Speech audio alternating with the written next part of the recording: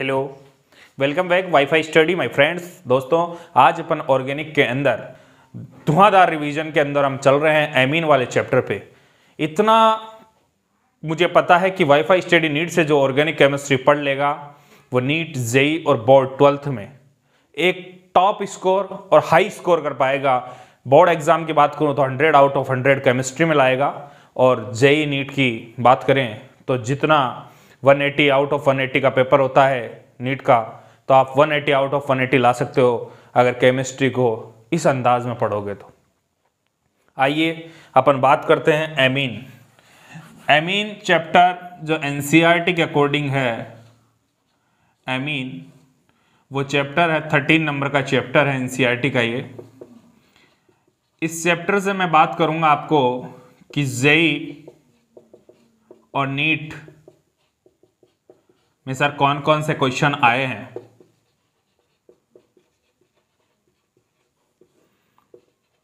तो आप पहले आउटलाइन देखिए चैप्टर की। आउटलाइन में दोस्तों पहला क्वेश्चन जो है इस चैप्टर का वो है Sn plus HCl Fe plus HCl। इसका होता है रद्दी लोहा। रद्दी लोहा के साथ ये उत्प्रेरक लेते हैं और ये रिडक्शन में अपन अपचयन में इसका यूज करते हैं। तो इसी का यूज क्यों करते हैं, ये एक इसका क्वेश्चन है कि इसका यूज ही क्यों करते हैं। ये भी तो हो सकता है, लेकिन बेटर इसको बेस्ट क्यों बताया गया है, इस क्वेश्चन के बारे में अपन चर्चा करेंगे। दूसरा क्वेश्चन आपका जो जेई नीट को बड़ा फेमस है वो अपन इसी चैप्टर में पढ़ेंगे। CaCl3 प्लस एल्कोहलिक KOH, इसके साथ जो रिएक्शन होती है उस रिएक्शन का नाम है कार्बिल एमीन अभिक्रिया। कार्बिल एमीन रिएक्शन, ये भी नीट और जेई का फेमस पॉइंट है। तीसरा है इंस वर्ग अभिकर्मक। इंस वर्ग रिएजेंट, अभिकर्मक को इंग्लिश में बोलते हैं रिएजेंट। हिंस वर्ग अभिकर्मक बेंजोइल सल्फोनिल क्लोराइड, इसके बारे में अपन यहीं पढ़ेंगे, ठीक है। फोर्थ पॉइंट आएगा युग्मन अभिक्रिया, युग्मन रिएक्शन यानी डायजोटाइजेशन। ये सारी चीजें अपन पढ़ेंगे एमीन के अंदर। ये आउटलाइन थी चैप्टर की पढ़ने से पहले। इसके अपन कुछ प्रॉपर्टीज पढ़ेंगे। सर प्रॉपर्टीज में क्या, केमिकल प्रॉपर्टीज या फिजिकल प्रॉपर्टीज, दोनों पढ़ेंगे दोस्तों। ये समझ में आना चाहिए। एमीन वाला टॉपिक बहुत अच्छा टॉपिक है, आप समझोगे तो 30-35 मिनट में पूरा चैप्टर कंप्लीट हो जाएगा। आइए, चैप्टर की स्टार्टिंग बहुत ही अलग अंदाज में होगी, क्योंकि आजकल जो जेई और नीट को जो फेमस है वो पूछना है इसमें से, उसके अकॉर्डिंग अपन स्टार्ट करेंगे। क्योंकि जेई और नीट एनसीईआरटी की लाइन से क्वेश्चन बना रही है और हम लाइन से ही बात करते हैं। पहला क्वेश्चन जो थ्योरी से बेस है, थ्योरी पर बेस है, क्या क्वेश्चन है सर, जो आपका ब्लड प्रेशर है, इंग्लिश हिंदी दोनों देख लेना। ब्लड प्रेशर यानी रक्तचाप को बढ़ाने में किसका यूज होता है, वो इस चैप्टर में है। रक्तचाप को बढ़ाने में किसका यूज होगा, तो आपको याद रहना चाहिए इफेड्रीन व एड्रेनलिन का यूज होता है। एड्रेनलिन हार्मोन भी होता है ना, वही इफेड्रीन और एड्रेनलिन का यूज ब्लड प्रेशर को बढ़ाने में किया जाता है। उसके अलावा पूछेगा कि इसमें कौन सा एमिनो समूह होता है, तो इसमें सेकेंडरी एमिनो समूह होता है, ये आपको याद होना चाहिए। सेकंड क्वेश्चन आता है कि नोवेकेन का यूज किस में होता है। नोवेकेन का यूज किस में होता है, तो नोवेकेन का यूज आप बताओगे कि दंत चिकित्सा में किस में होता है, दंत चिकित्सा में, यानी जो आपको BDS डॉक्टर्स हैं वो करते हैं, डेंटिस्ट इसका यूज करते हैं, तो दंत चिकित्सा में उपयोग होता है नोवेकेन का। थर्ड क्वेश्चन आपको अगर इससे क्वेश्चन आता है कि ब्लड प्रेशर में ये हो गया, नोवेकेन का यूज हो गया। प्रतिस्टामिन का पता है यूज किस में होता है, प्रतिस्टामिन्स का यूज आपको पता होगा, मैग्नीशियम हाइड्रोक्साइड और इनका। तो प्रतिस्टामिन्स के अंदर टर्सरी अमीनो समूह होता है, तृतीयक अमीनो समूह। ये आपको इसकी आउटलाइन थी, एनसीईआरटी की स्टार्टिंग पॉइंट थे थ्योरी के। बात करता हूं दोस्तों कि एमीन जो होती है वो अमोनिया से बनती है। ठीक है, तो आपको अगर पता हो कि ये अमोनिया है, अमोनिया का बॉन्ड एंगल अगर कोई बताएगा तो 107 डिग्री है, सभी को पता है ना। तो अभी अपन बात करेंगे कि एमीन्स के अंदर कि जो ट्राईमिथाइल अमीन है CH3 CH3 CH3 और ये लोन पेयर बच गया। लिख लीजिए, क्वेश्चन इंपॉर्टेंट है जेईई नीट बोर्ड के हिसाब से। ट्राईमिथाइल एमीन का बॉन्ड एंगल कितना होता है, तो ये ध्यान रख लेना, ये बॉन्ड एंगल जो एनसीईआरटी मेंशन है 108 डिग्री होता है। 109 डिग्री 25 मिनट ना होकर ये 108 डिग्री क्यों होता है, क्योंकि यहाँ पर लोन पेयर होता है और लोन पेयर का यहाँ से इसमें रिपल्सन, ये यहाँ से दबाएगा इसको, तो जैसे लोन पेयर के रिपल्सन के कारण, दबाने के कारण इसको क्या करेगा, सिकुड़ेगा और बॉन्ड एंगल 109 डिग्री ना होकर 108 डिग्री हो जाता है। उसके बाद अपन अगर एमीन में बात करते हैं तो स्टार्टिंग पॉइंट होते हैं आयुपेक नेम। आयुपीएसी नेम में सब जानते हो कि जैसे अगर मिथाइल का इसका नाम आपको आयुपीएसी नाम लिखना है तो NN ट्राईमिथाइल एनिलीन लिख दोगे, एमीन लिख दोगे आप, सॉरी एमीन। लेकिन अगर आपको एक स्पेशल नाम है ऑर्थोटोलुडीन, दोस्तों ऑर्थोटोलुडीन देकर डायरेक्ट क्वेश्चन पूछ लेता है कि ऑर्थोटोलुडीन की अभिक्रिया नाइट्रस एसिड के साथ कराए तो क्या बनेगा। तो ऑर्थोटोलुडीन का आपको फॉर्मूला याद होना चाहिए कि ऑर्थोटोलुडीन क्या है। पहले एनिलीन बना लीजिए, इसे कहते हैं एनिलीन। इसकी ऑर्थो पोजीशन पर अगर आपने CH3 लगाया तो ये ऑर्थोटोलुडीन हो जाता है। ठीक है, इसे कहते हैं ऑर्थोटोलुडीन। तो आयुपीएसी नाम में मैंने एक ही नाम पढ़ाया है, बाकी आपको एनसीईआरटी से देखना है नाम, क्योंकि ये बेसिक चीजें, मेरे को रिएक्शंस समझानी है आपको, तो ये समझ में आ गया होगा। अब आगे आप आ जाइए, मैं सबसे पहले रिडक्शन पढ़ाता हूं अमीन का। तो आप पढ़ोगे अपचयन अभिक्रियाएं, अपचयन अभिक्रियाएं।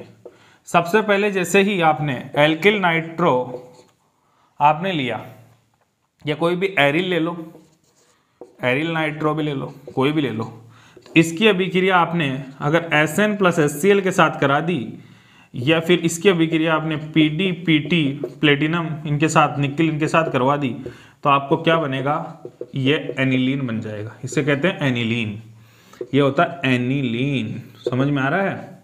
और यहां पर जो बनेगा वो एल्किल एमीन बनेगा दोस्तों, ये एल्किल एमीन बनेगा। अच्छा, लेकिन इसमें अपन को यूज करना है कि Fe प्लस HCl जो रद्दी लोहे के साथ होती है वो बहुत बेस्ट माना जाता है इस रिएक्शन में। जो आपको उत्प्रेरक अगर आप ये लेते हो ना Fe प्लस HCl रद्दी लोहे के साथ, तो ये सबसे बेस्ट होता है। कोई दिक्कत नहीं है, यहाँ तक किसी को कोई डाउट नहीं है। अब अपन बात करते हैं कि इस अपचयन अभिक्रियाओं में आगे बढ़ते हैं। आगे कौन सी रिएक्शंस पढ़ेंगे अपन? आगे सर आपको एक रिएक्शन है, उसका नाम आपको पता होगा, अमोनी अपघटन। अमोनी अपघटन क्या होता है, यानी अमोनो हाइड्रोलाइसिस। जो अमोनी अपघटन है, अमोनियम लाइसिस। तो अमोनी अपघटन में क्या होता है कि जैसे आपने अमोनियम अपघटन के स्टार्ट करते हो कि जैसे आपने अमीन ले लिया, कोई सा भी अमीन ले लो आप, CH3NH2 एग्जाम्पल, आपने ये अमीन ले लिया। इस अमीन की अभिक्रिया आपने किसी भी एल्किल हैलाइड के साथ करवा दी, तो क्या ये अमीन क्या बनाएगा, CH3NH2, यहाँ पर X जुड़ जाएगा। फिर आगे ये रिएक्शन होगी, फिर RX आप ले लोगे, फिर क्या बनाएगा, CH3NH, इधर X इधर X। दोस्तों ये X जुड़ते जाएंगे, फिर मैंने क्योंकि मैंने आधिक्य ले लिया RX का, तो ये बन गया CH3NX X और X। तो आपको समझ में आया होगा, चतुष्क अमोनियम लवण की तरह बन जाएगा। तो हम ये समझ में आ गया कि हमें मिक्सचर मिलेगा, हमें 1 डिग्री भी मिलेगा, 2 डिग्री भी मिलेगा और 3 डिग्री भी, तो हमें मिक्सचर मिलेगा, और 4 डिग्री भी, तो हमें मिक्सचर मिलेगा। इसलिए अपन इसका ज़्यादा यूज़ नहीं है, अमोनियम अपघटन का ज़्यादा यूज़ नहीं है, क्योंकि इसमें मिक्सअप मिलता है 1 डिग्री 2 डिग्री 3 डिग्री 4 डिग्री सबका। ठीक है, तो अमोनियम अपघटन का इतना ज़्यादा यूज़ नहीं है। अब अपन बात करते हैं कि एमीन्स चैप्टर की मोस्ट ऑफ परफेक्ट रिएक्शंस कौन सी है सर। तो मोस्ट परफेक्ट रिएक्शन में आपको याद रखना है कि इसमें एक आपको जो रिएक्शन है वो gravel phthalimide reaction, ग्रेबिल phthalimide reaction. Sir इसमें क्या होगा, ग्रेबिल थैलेमाइड रिएक्शन जो होती है दोस्तों, उसमें एक थैलेमाइड होता है, सही है, ये थैलेमाइड है, ये आपका थैलेमाइड आ गया, ठीक है। ग्रेविल थैलेमाइड रिएक्शन को आप समझने की कोशिश करना, इससे प्राथमिक एमीन प्राइमरी एमीन बनाने की ये सबसे अच्छी मेथड आती है। एरिल एमीन यहाँ पर नहीं बनता है क्योंकि नाभिक रागी प्रतिस्थापन के कारण वह एरिल एमीन नहीं दे पाएगा, इसलिए वो नहीं बन पाएगा और यहाँ पर एल्किल एमीन बनेगा, प्राथमिक एमीन बना सकते हैं। अब आप बात करेंगे इसकी अभिक्रिया अपन ने करा दी एल्कोहलिक KOH के साथ। जैसे ही अभिक्रिया एल्कोहलिक KOH के साथ कराई तो यहाँ पर बन गया ये बेंजीन, ऐसे कैसे आ जाएगा CO, यहाँ से भाई साहब ये पानी निकल गया और जैसे पानी निकल कर ये NK बन गया, इसे प्लस माइनस के अंदर करो तो कर दो, नहीं तो ऐसे कैसे छोड़ दो, ये बन गया। अब आगे चलो, आगे इसमें RX आपने इस रिएक्शन में ले लिया। RX की अभिक्रिया जैसे आपने आगे करवाई तो आपको पता है यहाँ पर ये क्या जुड़ जाएगा, ये बेंजीन ऐसे कैसे लगाओ, यहाँ CO लगाओ और ये दिख रहा होगा, और यहाँ पर आपने इसमें NCO और यहाँ पर क्या करोगे कि यहाँ से ये निकल गया आपका क्या KX निकल गया और यहाँ पर ये NR बन गया। अब इसकी रिएक्शन आपने NaOH एक्वस के साथ करवा दी।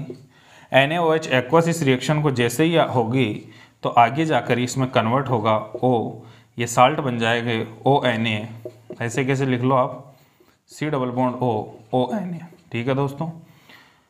अब इसमें क्या हुआ कि प्लस आपको जो बनेगा वो क्या बनेगा, एल्किल एमीन। किसी को कोई डाउट नहीं है? यहां तक किसी को कोई डाउट हो तो बोल सकता है कि सर हमारी समझ में नहीं आ रहा कि ये कैसे बनाया। तो ये थैलेमाइड आपने लिया था और थैलेमाइड से आपने क्या बना डाला, ये एल्किल एमीन बना दिया, एल्किल एमीन बनाया, ठीक है। मस्त समझ में आ रहा है ना, ये एल्किल एमीन बना दिया। तो ये Gabriel phthalimide reaction very important, NEET and JEE, बोलो किसी को डाउट। इसके अलावा अपन कौन सी रिएक्शन की बात करते हैं इसमें, इसका स्क्रीनशॉट ले लीजिए। अब आगे आइए, आप जो बात करते हैं आगे वाली रिएक्शंस, वो रिएक्शन का नाम आपको पता होगा, हाफमान ब्रोमाइडेशन। सर हाफमान ब्रोमाइडेशन क्या है? हाफमान ब्रोमाइडेशन इंग्लिश में लिख लो, ब्रोमाइडेशन। हाफमान ब्रोमाइडेशन में क्या होता है सर? हाफमान ब्रोमाइडेशन नीट के पॉइंट ऑफ व्यू से बहुत इंपॉर्टेंट, जेई में जो क्वेश्चन आया वो देखिए कि इसमें जो Br2 प्लस NaOH लेते हैं उनका रेशियो क्या होता है, ये 1:4 होता है बस, बिल्कुल कोई दिक्कत नहीं है। कैसे होती है हाफमान ब्रोमाइडेशन? कोई भी आपका एमाइड है, बिल्कुल सही है, ये एमाइड है, इसकी रिएक्शन मैंने Br2 के साथ किसके उपस्थिति में, NaOH के साथ करवाई, इसका रेशियो ध्यान रखना 1:4 होता है। तो यहाँ पर क्या बनेगा, यहाँ पर एक कम कार्बन वाली एमीन प्राप्त होगी, ये बहुत इंपॉर्टेंट बात है। इसका मतलब यहाँ अगर आप 4 कार्बन की लेते हो तो यहाँ पर जो प्रोडक्ट मिलेगा वो 3 कार्बन का मिलेगा, यानी यहाँ पर आप अगर ब्यूटेन लेते हो तो यहाँ प्रोपेन वाली एमीन प्राप्त होगी। बोलो कोई दिक्कत? ये क्वेश्चन इसलिए बताया ब्यूटेन लेकर ही क्योंकि एनसीईआरटी की टेक्स्ट बुक में जो ब्लू बॉक्स में एक क्वेश्चन पूछ रखा है उसका आंसर भी आपको मैंने बता दिया है, ठीक है। उसके बाद अपन बात करते हैं दोस्तों कि ये कंप्लीट हो गया हमारा हाफमान ब्रोमाइडेशन।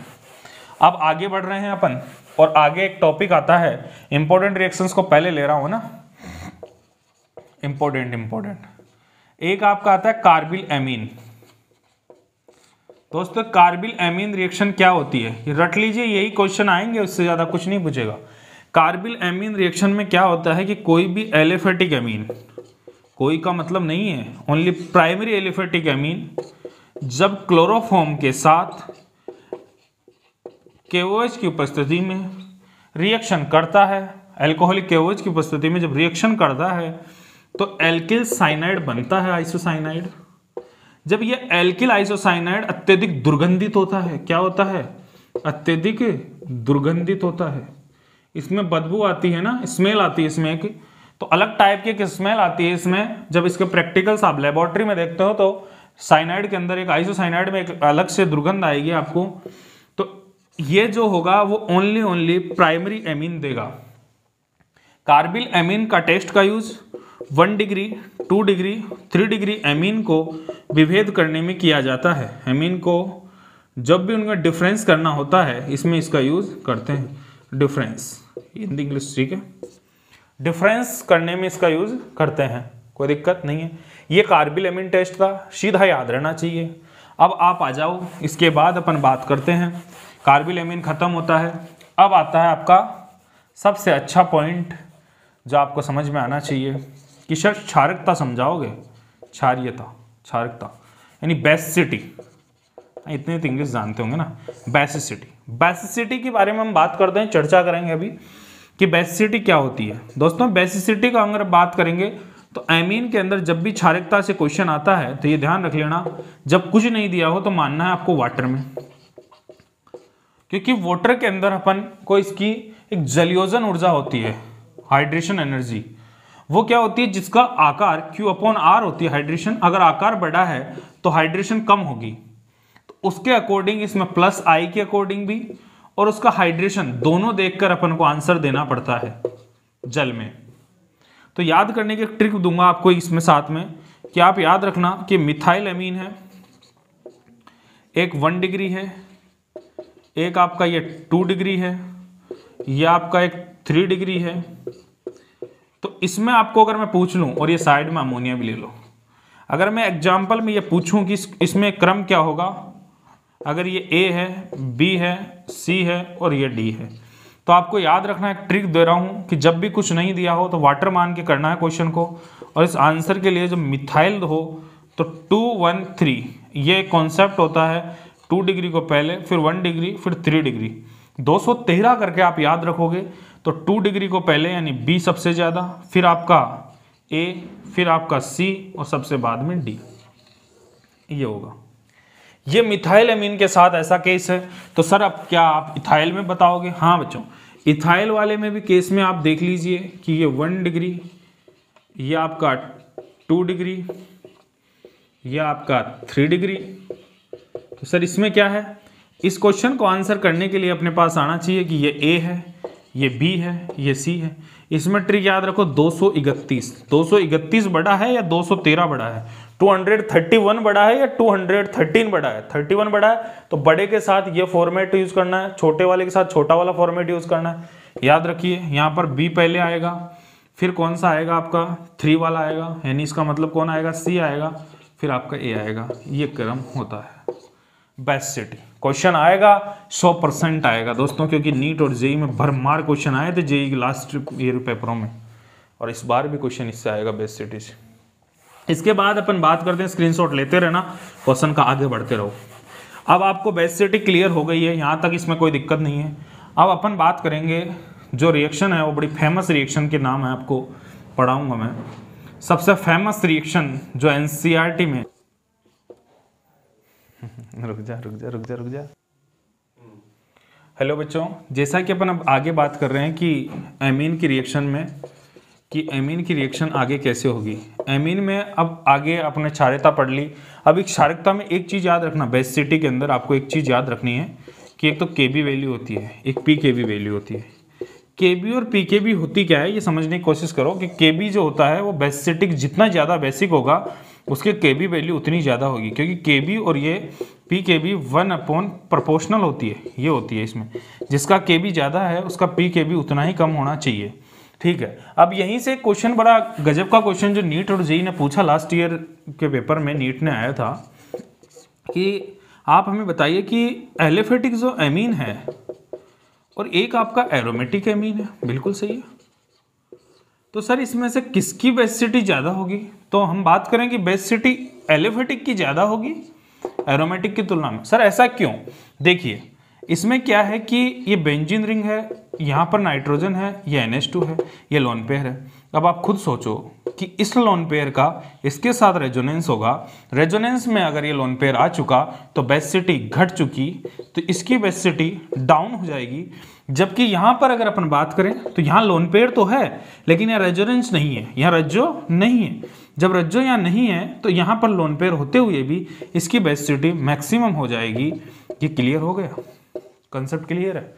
अब आपको आते हैं, अपन इसी कॉन्सेप्ट पे चलते हैं आगे की ओर कि एनिलियम आयन के बारे में आपने पढ़ा होगा। ये बहुत इंपॉर्टेंट चीज है एनिलियम।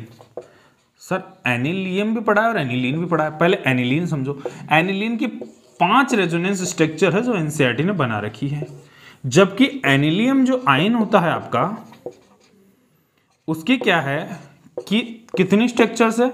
2 स्ट्रक्चर है। सर दोनों में से स्टेबल कौन होगा? जिसकी यार 5 रेजोनेंस स्ट्रक्चर है तो ये मोर स्टेबल होगा देन एनिलियम आयन। एनिलियम आयन की 2 ही स्ट्रक्चर्स हैं, इसलिए ये मोर स्टेबल होगा, ये उसकी तुलना में कम स्टेबल होगा। ठीक है, अब अपन बात करें इसमें कि सर डायजोटीकरण क्या होता है।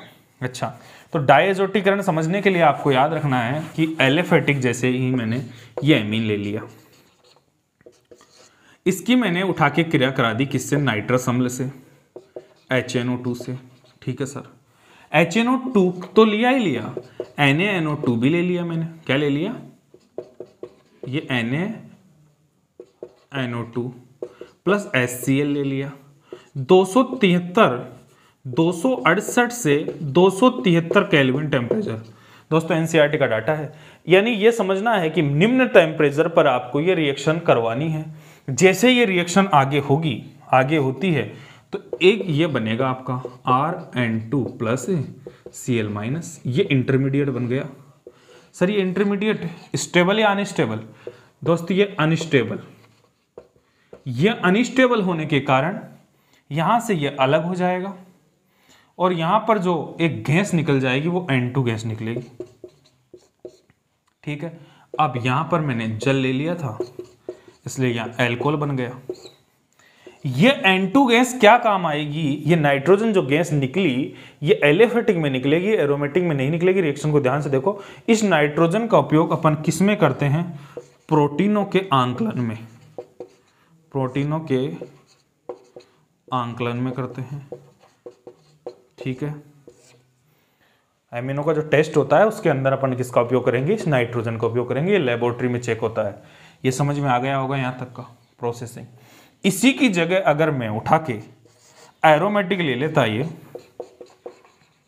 तो क्या होता सर? इसको मिटा देता हूं। अगर मैं एरोमेटिक ले लेता और सेम रिएक्शन रिपीट कर देता, NaNO2 HNO2 प्लस HCl और टेम्परेचर भी सेम है, तो आपका ये बनता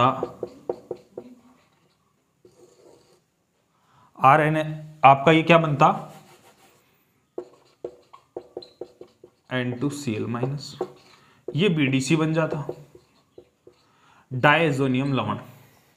ये BDC जब बना डायजोनियम लवण, अब इस डायजोनियम की आगे रिएक्शन सारी भरमार के है। उसमें कौन कौन सी रिएक्शन है? अगर मैं कॉपर चूर्ण और HCl ले लूं तो ये HCl, HBr, ये HI, इनको जोड़ने वाली रिएक्शन हो जाएगी। तो जैसे ही मेरे को यहां पर HCl, ये Br जुड़ जाएगा, इसके साथ अगर ये Ar है ये Cl जुड़ जाएगा। लेकिन मैंने यहां लिया है वो उसका नाम है ताम्र चूर्ण। अब जैसे ही ताम्र चूर्ण की उपस्थिति में मैंने ये बनाया क्लोराइड और ब्रोमाइड, तो ये जो रिएक्शन का नाम आएगा वो रिएक्शन का नाम आपको याद रखना है, गाटरमान रिएक्शन है ये। अच्छा सर, ये गाटरमान है, तो फिर एक रिएक्शन हो रहा है, हाँ है, सेंडमायर रिएक्शन। अब आओ आप सेंडमायर समझाता हूं आपको यहीं से। ये BDC बनाया आपने, समझने की कोशिश करना है यार, सेंडमायर समझ में आएगा ना तो आनंद आएगा आपको। सेंडमायर रिएक्शन में RN2 प्लस Cl माइनस, ये BDC है। इसकी उठा के रिएक्शन उठा के करवा दी किससे? Cu2Cl2 plus HCl। कोई दिक्कत? दोस्तों ये ध्यान रखो कि कॉपर यहाँ पे +1 स्टेज में ही लेता हूँ मैं। CuCN भी ले सकता हूँ और Cu2Br2 भी ले सकता हूँ, कुछ भी लूँ, लेकिन जो बनेगा वो ये आपका Cl जुड़ जाएगा, Br है तो Br जुड़ जाएगा। इंपॉर्टेंट बात ये ध्यान रखना कि यहाँ पर कॉपर +1 स्टेज में है। ठीक है, या ताम्र चूर्ण नहीं है, यहाँ कॉपर +1 स्टेज में लिया है। ये सेंडमायर अभिक्रिया है, ये नोट लगाओ और नोट लगा के लिख लो। इसमें क्या लिखोगे? HSP नोट लगाओ। यहाँ लिखो, क्या लिखोगे बेटे? सर की सेंडमायर की लब्धि प्रोडक्टिविटी गाटरमान से ज़्यादा है, गाटरमान से ज़्यादा है। ये समझ में आपको आ गया। बस नोट खत्म, इतना आपको याद रखना है। खत्म हो गया, आगे लिखो, स्क्रीनशॉट लेते रहो, आगे बढ़ते जाओ। ये सैंडमायर गाटरमान रिएक्शन पढ़ लिए पढ़ने। अब अपना आगे का कॉन्सेप्ट आता है, एक इंपॉर्टेंट रिएक्शन है एसिलन, एसाइलेशन। एसाइलेशन एसाइलेशन रिएक्शन क्या होती है समझो। कोई भी मिथाइल एमीन ही है, ठीक है, इसकी अभिक्रिया अगर मैंने किससे करा दूं, एसिल क्लोराइड से करा दूं, ये कोई भी एसिल क्लोराइड आपका ले लिया, इसके साथ इसकी रिएक्शन मैं करवा रहा हूं, कोई दिक्कत है? यहाँ पर इसका अटैक होगा, यहाँ से Cl हटेगा, इस H को भी मैं थोड़ा खोल के लिख दूं तो मेरे को मजा आ जाएगा। रिएक्शन को शाम से समझने की कोशिश करना दोस्तों। आगे जैसे ये रिएक्शन आगे हो रही है तो यहाँ पर मैं यूज कर लिया पिरीडीन। सर ने पूछा कि सर पिरीडीन ही क्यों यूज किया? क्योंकि जो HCl रिएक्शन में बनेगा, इस HCl को एब्जॉर्ब करके रिएक्शन को फॉरवर्ड शिफ्ट करना है, इसलिए मैंने पिरीडीन यूज किया। बहुत अच्छा। जैसे ही पिरीडीन यूज किया तो यहाँ बन गया CH3, यहाँ से HCl निकला, यहाँ H आ गया, ये इसके साथ जोड़ा, यहाँ पर ये बन गया और यहाँ पर क्या बना दिया CH3। बोलो प्रोडक्ट बन गया, ये प्रोडक्ट प्लस HCl यहाँ निकल गया और HCl को इसने एब्जॉर्ब कर लिया। किसी को डाउट नहीं है? ऐसा ही अगर मैं बेंजीन के साथ करता हूँ, बेंजीन एमीन के साथ करता हूँ, C6H5NH2 के साथ करता हूँ, और यहाँ पर मैं ले लेता हूँ क्या, एक एनहाइड्राइड ले लेता हूँ, क्योंकि एस्टर हो, एनहाइड्राइड हो, एसिल क्लोराइड हो, कोई भी हो, सभी के साथ ही है। एथेनोइक एनहाइड्राइड मैंने ले लिया, रिएक्शन में पिरीडीन मैंने यूज कर लिया। पिरीडीन जैसे यूज किया, ये यहाँ से टूटेगा तो यहाँ क्या होगा, ये लोन पेयर यहाँ अटैक करेगा, इसके पास वही H दो हैं यहाँ पर, ये ऐसे H हैं, कोई दिक्कत नहीं है दोस्तों। समझते जाओ, एक एक कॉन्सेप्ट क्लियर होगा। ये यहाँ अटैक करेगा, ये यहाँ जुड़ जाएगा, इसके साथ ये निकल जाएगा, तो ये बन गया C6H5, यहाँ पर N आ गया, यहाँ पर C आ गया, डबल बॉन्ड O आ गया, यहाँ CH3 आ गया और यहाँ H आ गया। किसी को डाउट नहीं? इसे कहते हैं एसिटेनालाइड, इसे कहते हैं एसिटिनेलाइड। ये क्वेश्चन आया हुआ है कि एसिटिनेलाइड। किसी को कोई डाउट हो तो बोल सकता है। केमिस्ट्री में जितना पढ़ा रहा हूं उसको ध्यान से पढ़ लोगे तो एक क्वेश्चन भी आउट ऑफ नहीं जाएगा, ठीक है? किसी को कोई डाउट नहीं है? आगे इसका स्क्रीनशॉट ले लीजिए दोस्तों, ये बहुत इंपॉर्टेंट क्वेश्चन है, very very very important. Hello बच्चों, वेरी वेरी वेरी इंपॉर्टेंट।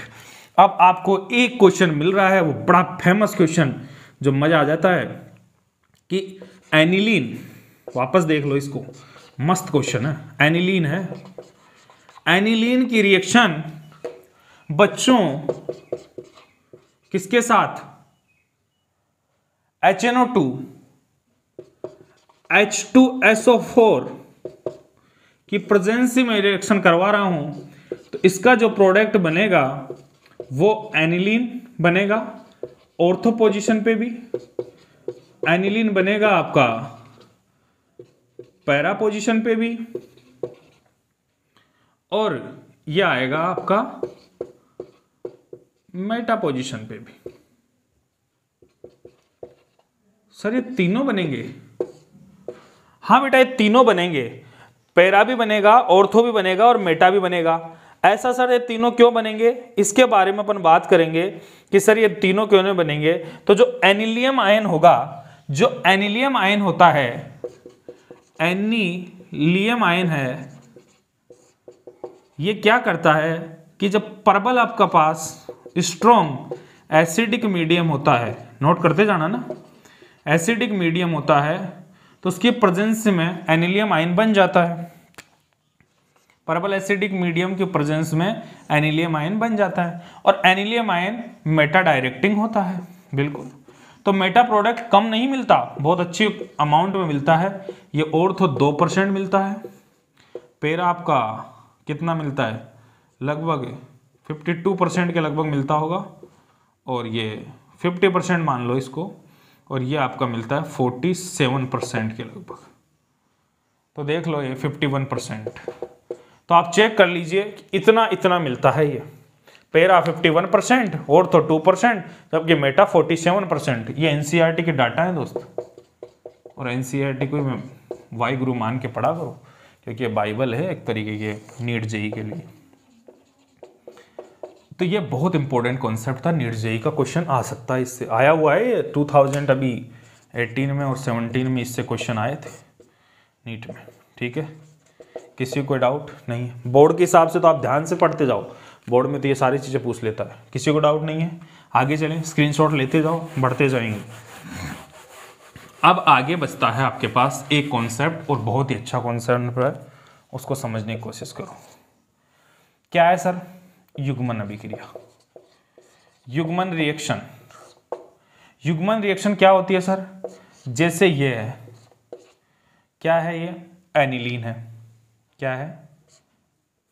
यहां पर ये एनिलीन ले लिया। ठीक है, एनिलीन ने किससे रिएक्शन कर ली सर? फिनोल से रिएक्शन कर ली। ठीक है, लेकिन एनिलीन की फिनोल से रिएक्शन करने से कुछ नहीं होगा, क्योंकि पहले मैं देखो इस एनिलीन को NaNO2 प्लस किसके साथ अभी क्या करनी पड़ेगी? 0 से 5 डिग्री सेंटीग्रेड, वो रिएक्शन करा के पहले इसको डाइएजोनियम बनाना पड़ेगा। पहले क्या बनाना पड़ेगा?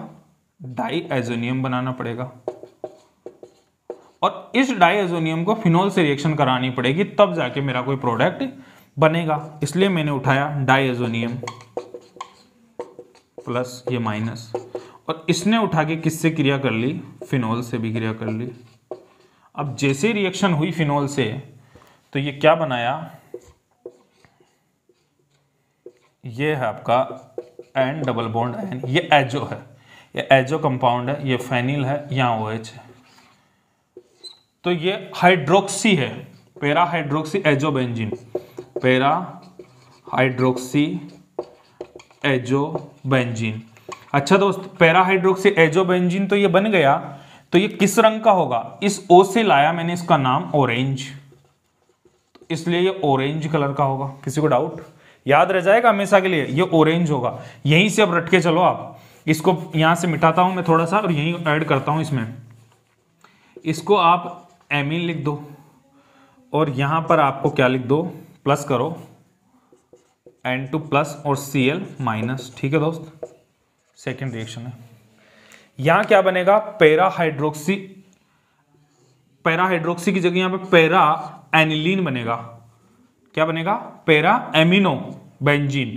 तो इसका रंग कैसा होगा? इंपॉर्टेंट है यहां पे, कलर से बनेगा, वो तो सबको पता है। यहां ऑरेंज कलर होता है, और ये कलर होता है येलो। ये आपको याद रख लेना बच्चों, पीला कलर। रट के जाओ भाई, ये रटे हुए क्वेश्चन है। अब आपको कुछ फिजिकल प्रॉपर्टीज बता देता हूं, इनका स्क्रीनशॉट आप लेते रहिए। अब फिजिकल प्रॉपर्टीज सुनिए एमीन की। एमीन की फिजिकल प्रॉपर्टी सभी की देख लो, फिजिकल प्रॉपर्टी यही बता दूंगा मैं। एमीन जो होती है, मत्स्य जैसी गंध आती है इनमें, मत्स्य जैसी गंध आती है, यानी जो फिशरीज आपने देखी होगी उनके जो जैसी स्मेल आती है, वो मत्स्य जैसी स्मेल इसमें आती है। जो आपकी प्रारंभ में एमीन होती है, जिसमें एलिफेटिक आर समूह छोटा होता है, वो एमीन जल में विलय है, वाटर सोल्यूबल है। लेकिन जैसे जैसे एमीन के आर समूह बढ़ता जाता है, बड़ा होता जाता है, ये फिर वाटर इनसोल्यूबल है। ठीक है, तो फिर सर किसमें सोल्यूबल है? देन सोल्यूबल होगी ये किसमें? हाइड्रोकार्बन्स में। हाइड्रोकार्बन अल्कोहल में हो सकती है क्या सर? इथेनॉल में हो सकती है क्या? नहीं, जो भी हाइड्रोकार्बन है जैसे ईथर है, इनमें विलय हो जाती है। ठीक है, ये 3-4 पॉइंट इसके इंपॉर्टेंट आपको याद रख लेना है। कैसे स्मेल आती है, कैसा समूह होता है, क्या होता है, क्षारकता कैसे बढ़ती है, कैसे घटती है। इसकी जो गैसीय स्टेट में जो क्षारकता का जो ऑर्डर होगा वो 3 डिग्री, 2 डिग्री और 1 डिग्री होता है, उसमें कोई एक्सेप्शन नहीं है। लेकिन ये कब बताना है? कोई एक्सेप्शन नहीं है कोई भी, लेकिन ये कब देना है आंसर? जब आपको पूछे, पर्टिकुलर दे कि गैसीय स्टेट में एमीन की क्षारकता क्या है, तब देना है आपको। किसी को डाउट नहीं है?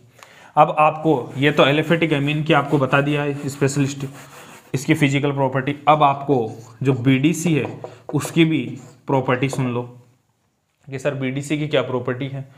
बेंजीन डाइज़ोनियम क्लोराइड की प्रॉपर्टी यह है कि ठंडे में स्थायी है, ठंडे में यानी कोल्ड एरियाज में स्टाइल होता है, कोल्ड एरियाज में क्या होता है, स्टेबल होता है, किसी को डाउट नहीं है। सेकंड नंबर से कि बीडीसी जो होती है उसमें आपका क्या होता है कि कठोर में भी स्थायी हो जाती है, यानी ये तुरंत क्या हो जाती है, हार्ड हो जाती है। ठीक है, जब लेबोरेटरी में प्रैक्टिकल करते हैं तब देखते हैं अपन। ठीक है, ये कुछ इसकी स्पेशलिस्ट आपका इसके फिजिकल प्रॉपर्टीज आपको ये ध्यान रखनी है। इंपॉर्टेंट चीज़ एक फिजिकल प्रॉपर्टी आपको बताता हूँ कि ये जो बीडीसी है ये KI से विक्रिया करके ही आयोडाइड बनाती है, ये ध्यान रख लेना। लेकिन ये आयोडाइड जब बनता है जब टेम्परेचर आप हाई लेते हो, ध्यान रख लेना। ये रिएक्शन इंपॉर्टेंट याद आनी चाहिए आपको। और आपको ध्यान रखना ये रिएक्शन वेरी वेरी इंपॉर्टेंट कि बीडीसी जब है वो आपकी H3PO2 फॉस्फोनिक अम्ल, फॉस्फेनिक एसिड, इससे अभिक्रिया करके बेंजीन में कन्वर्ट होती है। और यही रिएक्शन अगर आप बात करो कि ArN2Cl BDC रिएक्शन कर रहा है किससे, इथेनॉल से, तो भी आपको ध्यान रखना है कि इथेनॉल से अभिक्रिया करके क्या देगा, बेंजीन बनाएगा। क्या बनाएगा, बेंजीन। ये ध्यान रख लेना, इथेनॉल दिख रहा नहीं हो तो ध्यान रखना कि फॉस्फेनिक अम्ल और इथेनॉल से अभिक्रिया करके ये क्या देता है, बेंजीन बनाता है। ठीक है, किसी को डाउट नहीं है। उसके बाद में अपन कुछ इंपॉर्टेंट कॉन्सेप्ट इसके रह जाते हैं, वो अपन डिस्कस कर लेते हैं। कुछ इंपॉर्टेंट लाइनें हैं जो वैसे चैप्टर ख़त्म हो गया है, इसमें कुछ इंपॉर्टेंट कॉन्सेप्ट जो भी रहे हैं उनको बात कर लेता हूँ। जैसे कि आपको इसमें ये बता दिया मैंने कि एलिफेटिक एमीन का क्षारकता ज़्यादा होती है एरोमेटिक एमीन से, ये तो क्लियर हो ही गया। ये बेसिसिटी का तो कॉन्सेप्ट क्लियर हो गया ना ये तो।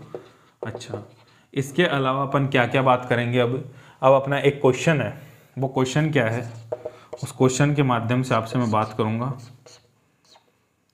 कि जैसे आपको ये नाइट्रोबेंजीन दे दिया इसने, ठीक है, और ये पूछ रहा है कि नाइट्रोबेंजीन्स के, यानी ये मान लो आपको नाइट्रोबेंजीन दे दिया और इसने पूछा कि आप इसको कन्वर्ट करो 3 ब्रोमो,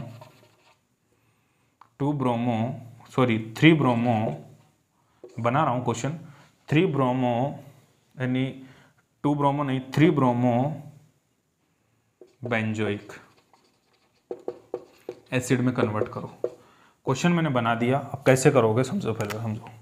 इस रिएक्शन में इसका क्या करोगे, LiAlH4 या फिर PdPt निकल, मैं सारे क्वेश्चन इसी में सॉल्व करूँगा, या फिर Sn + HCl या फिर Fe + HCl। अच्छा सर ये सारे उत्प्रेरक, हाँ कोई सा भी ले लो, या फिर C2H5OH + Na, इसे कहते हैं बूबो ब्लांक अपचेन, बूबो ब्लांक अपचेन रिडक्शन।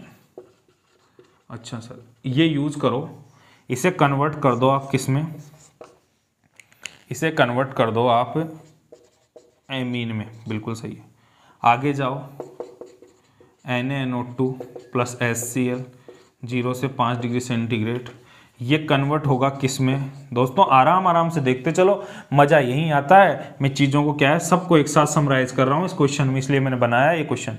इसको आपने क्या करा दिया, BDC बना दिया, N2+ और Cl-। ठीक है, यहाँ BDC बन गया। अब मैंने BDC की उठा के क्रिया करा दी किससे, C2H5OH, ठीक है, दिख रहा है ना C2H5OH, या फिर यहाँ पर ले लो H3PO2, यानी इसको कहेंगे एथेनॉल और इसको कहेंगे फॉस्फेनिक अम्ल, फॉस्फेनिक एसिड। इसके साथ अगर ये रिएक्शन कर दे तो ये बना जाएगा क्या, बेंजीन। किसी को कोई डाउट नहीं है। अब बोला है कि बेंजीन है और इसकी अभिक्रिया अगर मैं 3Br2 और जल ले लूँ तो ये सब जगह लग जाएगा, ठीक है। लेकिन अगर मैं जल नहीं लूँ, एक बार तो मैं इसको इधर से मिटा देता हूँ ना दोस्तों, यहाँ तक समझ में आना चाहिए आपको। अब मैं आपको 3Br2 और जल लेता हूँ तो ये सभी जगह ये बन जाएगा, ये रिएक्शन आप लोगों ने देख ली होगी। कि यहाँ पर भी Br लग गया, यहाँ पर भी Br लग गया, यहाँ पर भी Br लग गया, सभी जगह Br लग जाएगा। लेकिन आपको बनाना है एक ही जगह Br, तो आप इसकी अभिक्रिया करा दो Br2 के साथ, नॉर्मल रिएक्शन हो गई। यहाँ पर आपका जो भी Br लगेगा, इसकी एक मिथाइल पोजीशन यहाँ पर यहाँ पर Br लगा दिया आप लोगों ने, इसकी इस पोजीशन पे आपने Br लगा दिया।